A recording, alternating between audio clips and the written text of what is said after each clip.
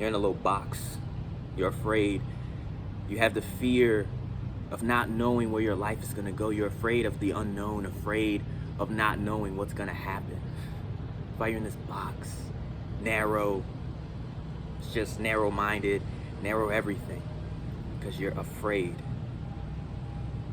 You just don't know. But you won't know if you don't take the risk. You don't know that if you go out there and put effort, and you go out there and you try, that you will succeed. You will fail hard a lot of the time, but you will succeed if you keep going. That's why fear is controlling your life. It's controlling your life because you're afraid that people will doubt you. You're gonna have doubters, you're gonna have haters, always. Always. Embrace the hate, embrace it. It's never gonna go away. No matter what time period we're in, it's never gonna go away. So just embrace, if you can embrace the hate, you can embrace the ignorance, you can embrace the hard times. People can't understand you unless they've been in your shoes or they're on the same journey. There's a very small percent of people that don't want to do what you do, don't want to take that risk, but they'll respect you and understand you for doing it and support you all the way. Like, hey, this isn't something that I would do, but I wish the best of luck for you. It's a very small percent of people who are like that. Very, very small. Most people are just all about the negativity and, you know, they can't stand that difference, that indifference. It's like society has programmed us that we all need to be the same, or if we're different, we need to despise each other, we need to hate each other for many different reasons. Life's about narrative, so it's just a whole narrative perspective. Looking at things from different points and perspectives, right? So make sure that you always take the risk no matter what it is. I'm telling you, as long as you don't have no kids, because there's too many people that blame their kids for the inadequacies. You know, like there's just people say, if I didn't have kids, then I would be in a better situation. And although that might be true, that's an excuse because no one told you to have kids before you had everything together, before you had your life together, your finances together, your relationship was in a better position in every aspect, financially, communicatively.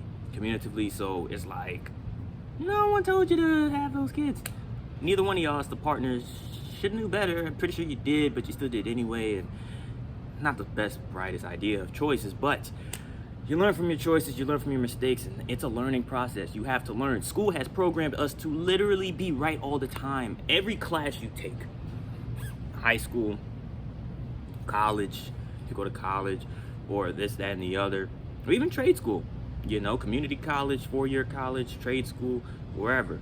You always learn that there is a right answer. There's a right answer, but you need to be comfortable with failing. In class, not failing as in like bad, like you're not paying attention, but just trying to understand the material, understand the concept. When you do that, things will start to get better. Reviewing and studying it every day, understanding the concept and how the teacher teaches it, that too, that's a very important role. You know, but you have to go through some sort of error. It may not even be a big major error, but you have to understand like it's not always going to be easy. You know, high school, honestly, high school is a joke compared to college, compared to the real world. It's a joke, honestly. Even in TV shows and movies, high school has always been a joke. It's not as hard. You kind of just have to show up. You just show up, pay somewhat attention, study a little bit, you'll pass.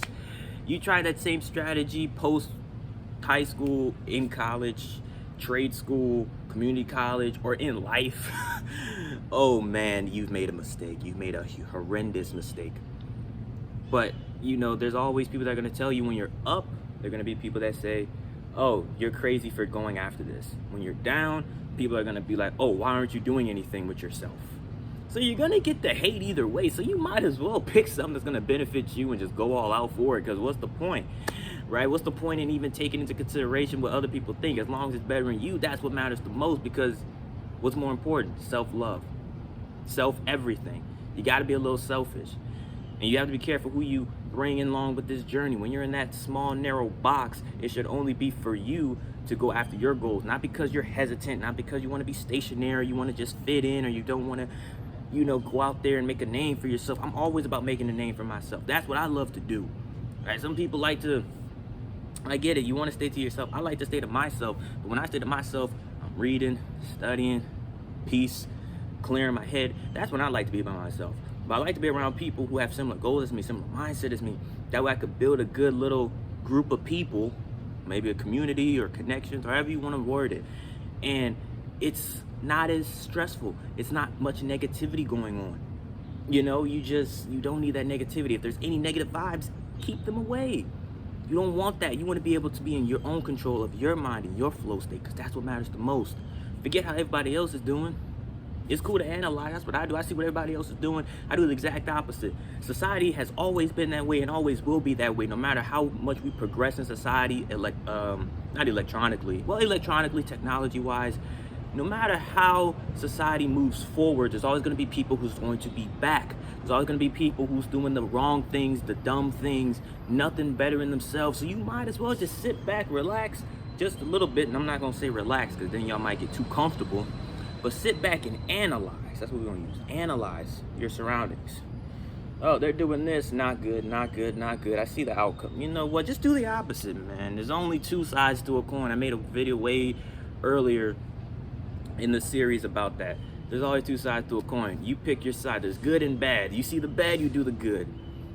You do the exact opposite. As long as you do the exact opposite, you're gonna get opposite results.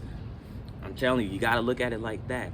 But that's the end of this video. I hope y'all enjoyed it. Comment, like, subscribe. Any other future videos you may want to see that may strike an interest in you, or something you may want me to cover. If this resonated with you, save it, watch it again 2 or 3 times, however many times you need to internalize it and really break it down, to really understand it more. If you know someone who needs to see this video, if you know someone who is just always just has so much fear of just taking the risk, or just looking to have people's approval, definitely share this video with them so they can see why they shouldn't do that, and how that can negative their results and negative their, future life. But that's it for this one. Until then, I'm gonna see you on the next video.